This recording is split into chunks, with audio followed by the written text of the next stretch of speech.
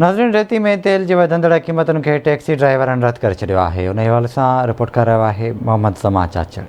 नओं साल 2022 में महंगाई जो तूफ़ान खणी आयो। तेल जी वधंदड़ क़ीमतनि सॼे मुल्क जियां रेती जी आवाम खे बि मथे ते हथ ॾियारे छॾिया। टैक्सी ड्राइवरनि जूं दाहूं निकिरी वयूं। तेल जी वधंदड़ क़ीमतनि खां पोइ खाधे पीते जूं शयूं बि ग़रीब जे वठण खां ज़ोर थी वञनि थियूं। महांगाई सबबि अटो, घी, तेल, चांवर, सब्जियूं बि चोट चढ़ियल। मज़दूर तबिको वेले लाइ परेशान। इमरान खान चवंदो त पहिरियों ख़्वाब ॿिया हुया, हाणे जेको आहे ॻाल्हियूं ॿियूं आहिनि। अॻु में चवंदो नवाज़ शरीफ़ चोर आहे, त चलो चोर जी हुन में त हर ग़रीब जेको आहे सुखियो हुयो। हाणे इमरान खान जी हुकूमत में ग़रीब जेको आहे ख़ुदकशी करण जे लाइ तयारु आहे। एतिरी त महांगाई आहे, न पेट्रोल वठी सघंदा आहियूं, न 180 रुपए सीएनजी थी वई आहे।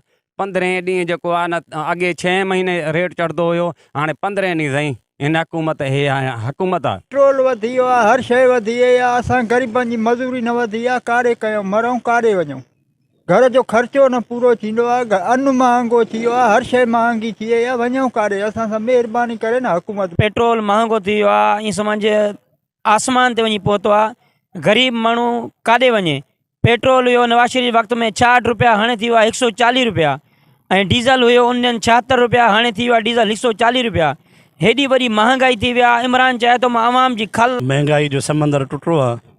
हर शइ में महंगाई, सौदनि में महंगाई, ऐं उनखां पोइ तेल जी क़ीमतुनि में इज़ाफ़ो।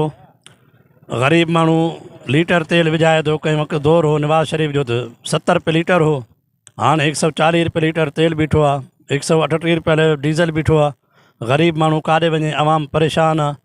असां मुअद्दिबाना गुज़ारिश कयूं था इमरान खान के त ग़रीब आवाम ते रहम कयो वञे। टैक्सी ड्राइवरनि जो चवणु हो त महांगाई वधण करे गाॾियूं बि बीह वयूं आहिनि। शाम जो सब्ज़ी लाइ बि परेशान रहूं था। कैमरा टीम सां गॾु मोहम्मद ज़मान चाचड़, आवाज़ टीवी न्यूज़, रेती।